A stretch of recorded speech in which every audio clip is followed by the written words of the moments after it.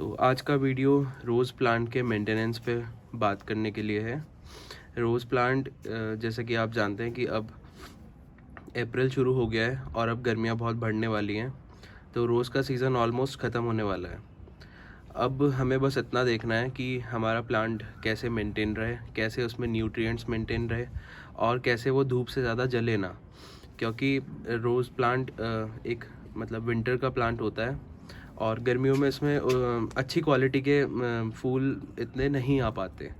तो आज का वीडियो पे हम सिर्फ इसी बारे में बात करेंगे कि हम कैसे अपने रोज़ के प्लांट को गर्मी में अच्छे से बचा पाएँ, ताकि सर्दियों में वो फिर से अच्छे से ब्लूम करे। तो इसमें हम सबसे पहले शुरू करते हैं इसकी मिट्टी वाले पोर्शन से, इसकी रूट्स से, और इसका जो मेन ब्रांच होता है, ये सबसे नीचे कॉर्टेक्स वाला हिस्सा होता है, उससे हम इसको शुरू करते हैं। तो सबसे पहले तो इसमें आपका कोई भी पौधा होगा, इवन रोज़ हो या कोई भी हो, आप उसमें देखेंगे ये छोटे छोटे वीड्स उग जाते हैं। वीड्स मतलब अनवांटेड प्लांट्स हो गए या वो सब प्लांट्स हो गए जो नेसेसरी नहीं है और वो हमारा न्यूट्रिशन प्लांट का खींच रहे हैं और हमारा वेस्ट जा रहा है। जो न्यूट्रिशन पूरा का पूरा हमारे प्लांट को मिलना चाहिए था, जिससे हमारा रोज़ और अच्छी क्वालिटी में ब्लूम करे, वो अब हमारा वीड्स भी शेयर कर रही हैं। तो हमें सबसे पहले इन वीड्स को साफ़ करना होता है, पूरी जड़ से निकालना होता है, बहुत प्यार से निकालना होता है।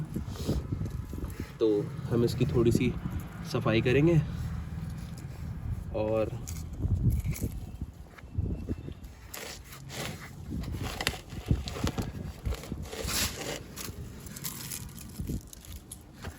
दूसरा आपने ये देखा होगा, इसके साथ में एक ये सूखी पत्तियाँ निकली।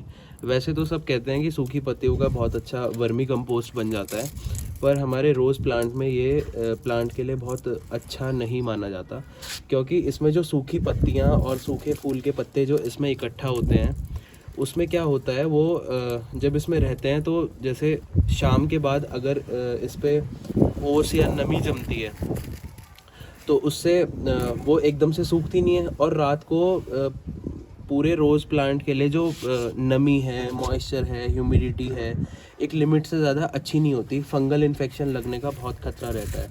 तो इसलिए इवन इसमें एक और बात बताऊंगा मैं कि शाम होने के बाद आपको कभी भी अपने रोज़ वाटर को गीला नहीं करना चाहिए। उसकी पत्तियाँ गीली ना हो, उसमें ऐसे पत्ते ना ठहरे हों जो जिन पे पानी ठहर जाए, क्योंकि उससे हमारा इसमें फंगल डिजीज़ बनता है और हमारा पौधा मतलब पत्तियां धीरे धीरे गलनी शुरू हो जाती हैं एक बार फंगस पकड़ जाता है। फिर आपको और बेकार में खर्च करना पड़ता है, मेडिसिन लानी पड़ती हैं और आपकी प्लांट की हेल्थ को बहुत नुकसान पहुंचता है।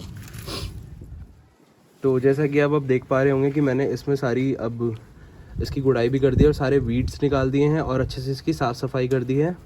तो अब हमारा इसमें काम बचता है इसको खाद पानी देने का। जो भी इसको एसेंशियल चीज़ें हैं वो इसको देना। देखो, देसी खाद जो हम या तो हम रेडीमेड लाते हैं या फिर हम कहीं से गोबर की खाद जो बिल्कुल ब्लैक हो गई हो वो हम इसमें डालते हैं, तो वो तो एक अलग चीज़ हो गई। अगर कोई पूछे इसमें कि इसमें अलग से हम क्या डाल सकते हैं इसके न्यूट्रिएंट्स के लिए, तो फ़िलहाल तो जैसे गर्मियों का सीज़न आने वाला है, ऑलमोस्ट इतनी गर्मी होती है और जितने भी सारे वो आर्टिफिशियली केमिकल होते हैं जो विटामिन से न्यूट्रिएंट्स, वो मैं नहीं मानता कि वो गर्मियों में डालने बहुत अच्छे रहेंगे, क्योंकि उससे हमारा प्लांट और ज़्यादा जल जाएगा, वो ज़्यादा गर्मी ले जाएगा, तो वो अच्छा नहीं रहेगा इसकी ग्रोथ के लिए। तो हम इसमें सिर्फ देसी खाद डाल सकते हैं और कभी भी हमारा प्लांट जो है वो सूखा नहीं रहना चाहिए, वो हमेशा मिट्टी में गीला रहना चाहिए।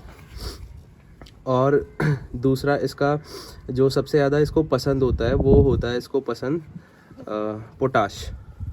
पोटेशियम। पोटाश तो इसकी रूट्स को थोड़ा मेंटेन करता है, तो इसे पोटेशियम बहुत पसंद होता है। तो जैसे इसका सीज़न आता है तो जो भी चीज़ों में पोटेशियम बहुत ज़्यादा होता है, सपोज़ करो आप इसमें इसको पोटेशियम देना चाहते हो, पोटेशियम से ये और अच्छे क्वालिटी के फ्लावर्स को ब्लूम करेगा।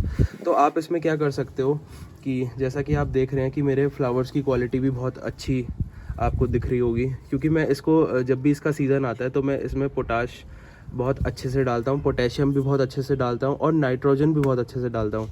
नाइट्रोजन क्या करता है, वो प्लांट की ग्रोथ को अच्छे से मेंटेन रखता है। पोटेशियम क्या करता है, वो quality of fruits and quality of flowers को मेंटेन रखता है। और फिर जो हमारा पोटाश हो गया, वो इसकी रूट्स की इम्यूनिटी को स्ट्रॉन्ग रखना, रूट्स को मेंटेन रखना, रूट्स के अंदर कोई डिजीज़ ना लगे उसको मेंटेन रखना, पोटाश उसके लिए बहुत ज़रूरी होता है। तो अब हम बात कर रहे थे पोटेशियम की। तो पोटेशियम के जो रिच सोर्सेज हैं, पोटेशियम का भंडार जिनमें होता है, जो हमारे नेचुरल सोर्सेज हो गए, अब जितना मैं सही समझता हूँ तो सबसे ज़्यादा पोटेशियम बनाना के अंदर होता है, जो हम केला खाते हैं। तो उसके लिए आप क्या कर सकते हैं, आप इसमें केले के छिलके नीचे दबा दीजिए मिट्टी को थोड़ा सा खोद के, या फिर आप इसमें डायरेक्ट कोई केला भी डालते हैं, क्योंकि केले का छिलका हो या केला हो वो मतलब पोटेशियम का भंडार होता है।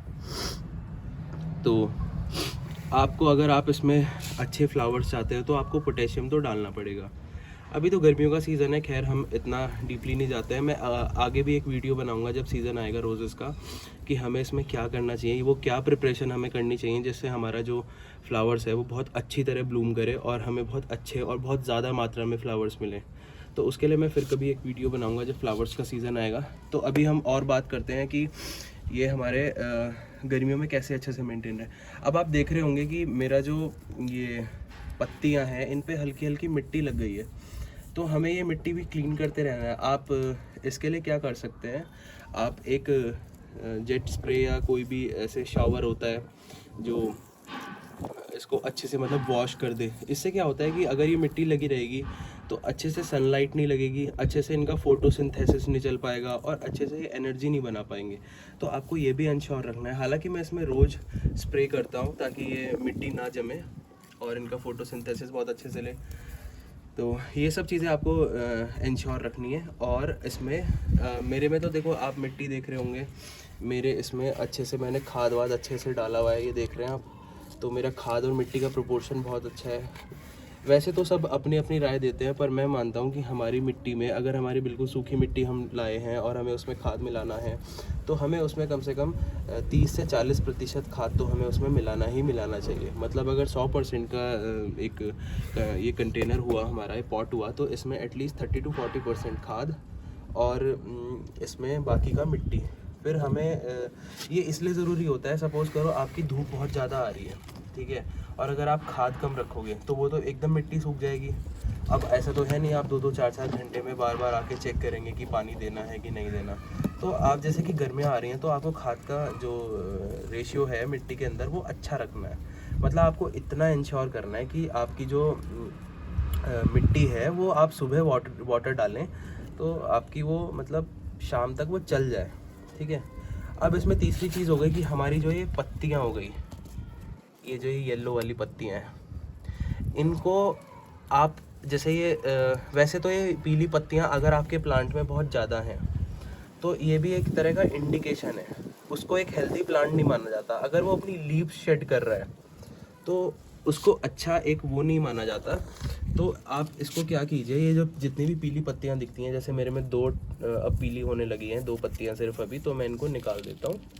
और क्योंकि अगर ये इसमें ऐसे गिर जाती हैं तो ये कुछ नहीं करती, फिर ये इन पे पानी पड़ेगा और केवल ये फंगल बढ़ाएंगी मेरे रोज़ प्लांट के अंदर, उसकी हेल्थ को ख़राब करेंगी।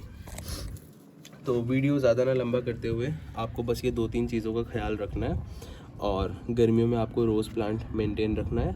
और जैसे ही बरसात आती है फिर इसमें दोबारा से नेक्स्ट स्टेप लेना होता है।